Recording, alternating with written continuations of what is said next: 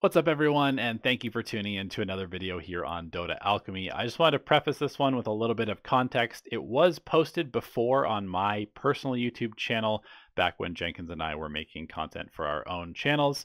And I just wanted to share it here on Dota Alchemy because I'm pretty proud of the video. I think it has a lot of good information, but I want to know what you guys think about this type of content because I would like to make more of them if you guys think that it brings you a lot of value. So I hope that you enjoy this episode of Pubs versus Pros, and please do let me know down in the comment section below if you think I should make more of this type of video. Enjoy!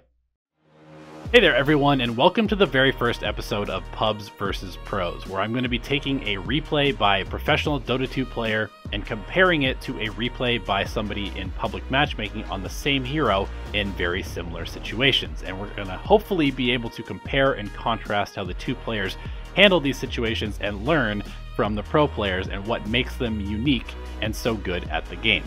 So in this first episode, we are going to be looking at Miracle playing the Lifestealer, and this game is taken from the We Play Tug of War Mad Moon tournament that Team Nigma recently won, and we're going to be comparing it to a replay by one of our Dota Alchemy Discord members, and he is Ancient 5, so a reasonably good player, and so I think it's going to be fun to see how a professional, top tier, potentially best carry player in the world compares on the same hero to somebody who is around 4k MMR. So the first thing that I want to talk about in this comparison is the starting items. And starting items are something that can really dictate how a lane will go, and I think it speaks a lot about the player's mindsets going into the lane. So if we look at Miracle's items, he has started with a Quelling Blade, a Branch, a Ring of Protection for a little bit of extra armor to trade against the Legion Commander, or tank creeps under tower if he has to, and then he has two sets of tangos. Our Ancient player, on the other hand, has started with an Orb of Venom, one set of tangos, a Branch, and a Quelling Blade. So if we look at his items versus Miracle's, it's pretty clear that Miracle is planning to basically just hit creeps and sustain, while our Ancient player is planning on trading with the heroes in lane. And on Lifestealer, I think that's kind of an important distinction because Lifestealer is a hero who really doesn't do much in the laning stage. He's just there. He's not going to lose the lane. He's going to get his farm. He's going to get his items, and he's going to play towards a very strong mid-game timing. And there's nothing wrong with trading right clicks. That's going to happen in basically every single lane.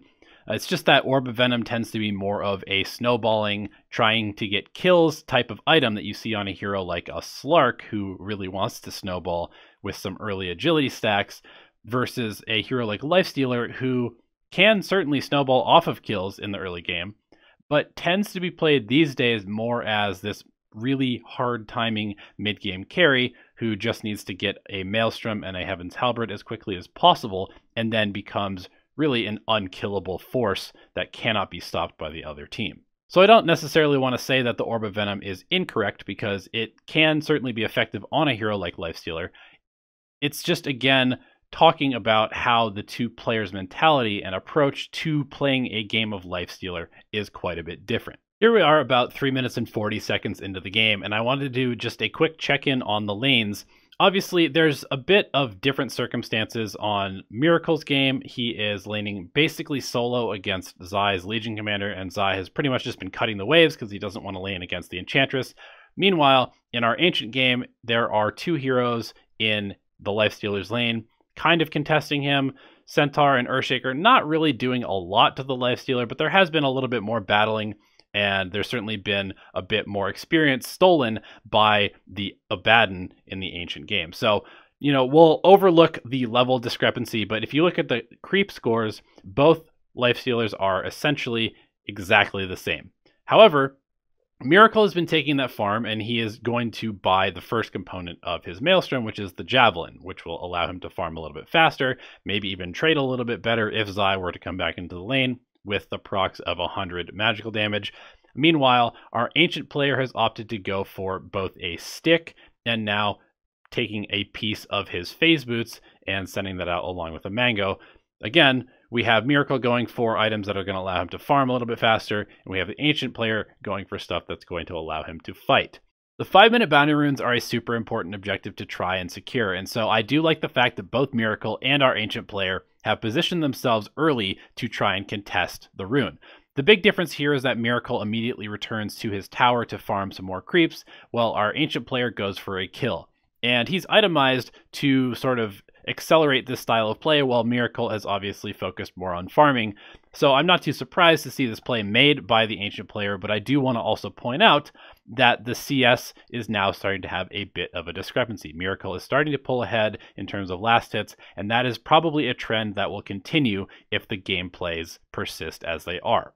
So I wanted to highlight 730 real quick because this is when Miracle gets his full Maelstrom delivered. And obviously he has no other items pretty much except for the Maelstrom, but he gets this farming item because he is uncontested in lane. And that's the thing, is basically as a carry, you want to get to the point where you are uncontested in lane, and then you get your farming item as quickly as possible so that you can farm uncontested. And that's what we see here with Miracle.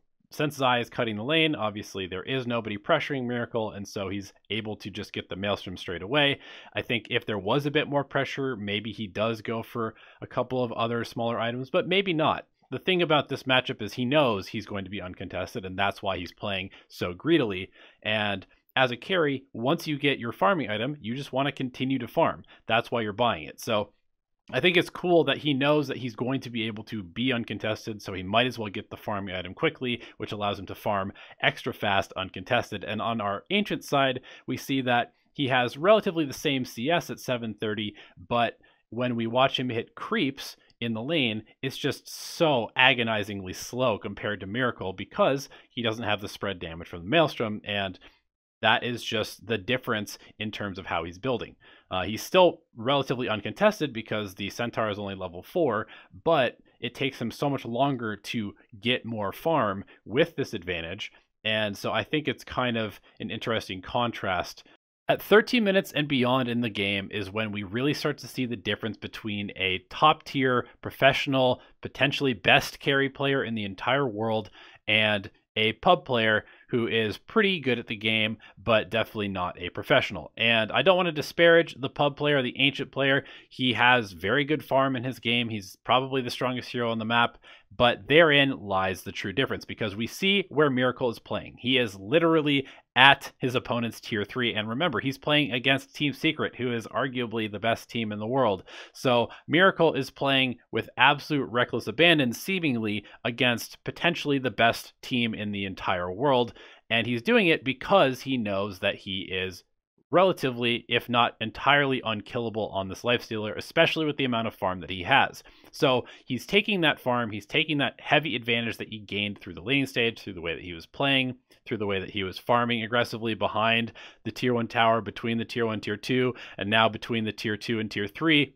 And he's basically just creating so much map pressure because Secret, they cannot go to this side of the map. They don't want to play towards Miracle because they know that it's going to take a while to kill him, if they do even kill him, and it's going to allow the rest of Team Nigma to either get insane amounts of farm on the rest of the map, or they can collapse towards Miracle. And that is what Miracle is doing. He's like a beacon for his team. He's creating a spot on the map where his team can play towards because he's giving them this incredibly aggressive vision by placing his body directly outside of Secret's base and pretty much denying Secret access to the entire top side of the map. So on the other side, on the Ancient game, we have our farmed Ancient player farming in his own triangle on the Radiant side of the map. And this is largely considered to be the safest farm on the map. So if we contrast this with Miracle, probably the most dangerous farm on the map, we have our Ancient player taking the safest farm on the map. And this is the biggest issue that we see when Jenkins and I do replay reviews on Dota Alchemy, or just in general when I'm looking at pub carry players, is that they just go hit the nearest creeps and they try to go hit the safest creeps most of the time, regardless of where they are in terms of their own item progression, their own power level in the game. I would say that our Ancient player is pretty much as susceptible to death as Miracle is. Maybe he's a little bit more likely to die because there's a bit more lockdown, a bit more hard disable on the side of the Ancient player's game, but he still has Rage TP, so he should be able to see some of it coming. He should be able to Rage TP out, which means that he probably should be unkillable based on how farmed he is in the game.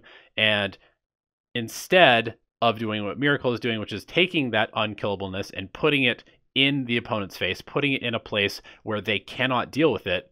He is simply just taking easy farm and allowing his teammates to be the ones that are providing vision out on the map, which is definitely a pretty big contrast, right? His teammates are not as farmed as he is. They're definitely more susceptible to dying, and they are the ones that are kind of tasked with providing vision by putting their bodies in dangerous places.